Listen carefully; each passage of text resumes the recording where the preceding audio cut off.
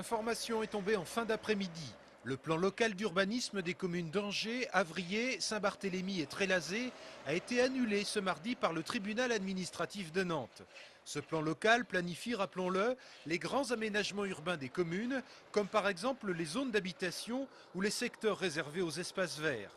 L'association La Sauvegarde de l'Anjou, qui avait engagé cette procédure judiciaire, se félicite de cette décision en demandant, je cite, une véritable concertation sur ce sujet. Nous reviendrons en détail sur ce dossier dans notre édition de demain soir. Nos passeports vont dans les semaines qui viennent devenir biométriques. Jusqu'à présent, le procédé avait déjà commencé.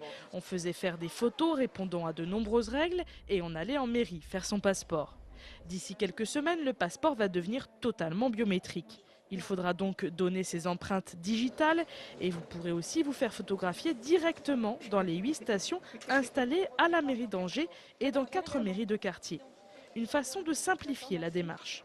Au niveau de l'hôtel de ville, il conviendra de prendre rendez-vous pour avoir tout le temps nécessaire pour faire la démarche.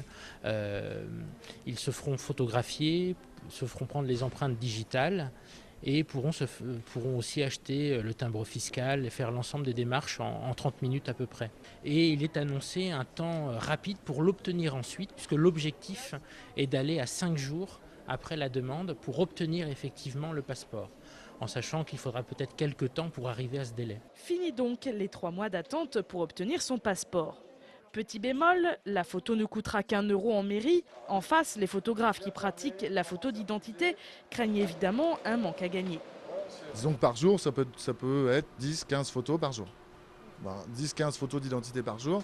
Donc si on perd ça, à la fin de la journée, c'est quand même dans la caisse, c'est quand même un peu en moins. Le dispositif sera effectif dans les prochaines semaines. Il répond à des directives européennes de sécurité. À noter que le passeport coûtera désormais plus cher, environ 89 euros. Enfin, sachez que début 2010, c'est la carte d'identité qui deviendra biométrique.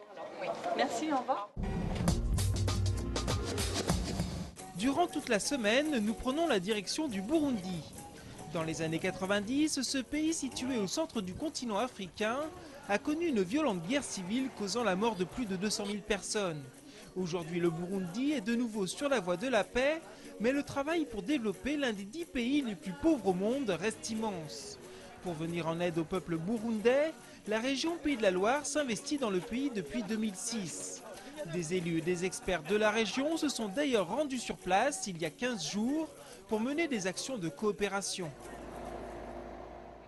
Aucun océan, aucune mer ne borde le Burundi, mais un grand lac riche en poissons, le lac Tanganyika, apporte un tiers des protéines animales consommées par le pays. Ici au port de Rumongue, les pêcheurs prennent le large dès la nuit tombée. Quand ils pêchent, ils montent dans l'eau et puis ils jettent le filet. Et puis ils tendent avec les 2 pirogues parallèles. Quand ils sont tendus, et puis on allume des lampes. La technique pour capturer le poisson est bien rodée. Le problème, c'est la conservation. Quand le poisson arrive au port, il est parfois déjà pourri, et si ce n'est pas le cas, il se détériore pendant le transport vers la capitale. Pour résoudre ce problème, la région Pays de la Loire et l'ambassade de France ont financé l'installation d'une machine à glace. Il suffit d'appuyer une touche et la machine, ça démarre. Cette machine est capable de produire 6 tonnes de glace par jour. Actuellement, seuls 150 kilos sont vendus quotidiennement, mais une véritable filière de la pêche est en train de naître autour de cette machine. Auparavant, nous avons utilisé des congélateurs, mais on fait congeler le poisson qui est déjà pourri. Depuis que nous avons commencé à conserver le poisson sous glace, mais on commence à vendre le poisson à un prix qui n'est pas élevé, mais qui ne se change pas, le prix reste stable. Pour respecter la chaîne du froid, l'usage de casse isotherme s'est rapidement imposé. Du coup, la région a opté pour une solution qui privilégie le développement économique local.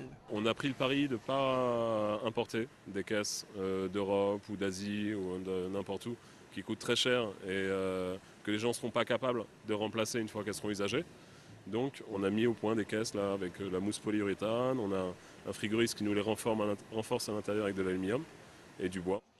La filière de la pêche fait vivre environ 100 000 personnes au Burundi et peut-être bientôt un peu plus si cette activité continue de se développer. 500 exposants, plus de 100 000 visiteurs attendus. Depuis ce week-end, la foire d'Angers bat son plein. Ici, on vient conclure des affaires ou tout simplement flâner. Nous sommes venus chercher des fenêtres, voilà. On a acheté plein de choses qu'on ne pensait pas acheter, des bricoles. On est là, on regarde, on cherche, voir surtout.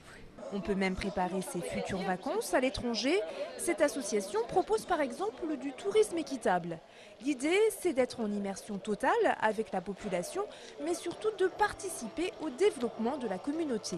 Dans le prix du séjour, c'est par exemple 1150 €, prix moyen de base d'un séjour, et il y a à peu près 20% qui partent sur place. L'argent sert à rémunérer sur place guides, cuisinières et femmes de ménage. Cela permet également de financer par exemple la construction d'écoles. D'une année à l'autre, on peut se rendre compte que l'argent est bien utilisé, c'est ce qui est important aussi. On sait où va l'argent, et on voit que les choses sont réellement, concrètement réalisées. L'association propose 5 destinations, Bénin, Mali, Équateur, Maroc et Burkina Faso, où un deuxième village ouvrira d'ailleurs prochainement.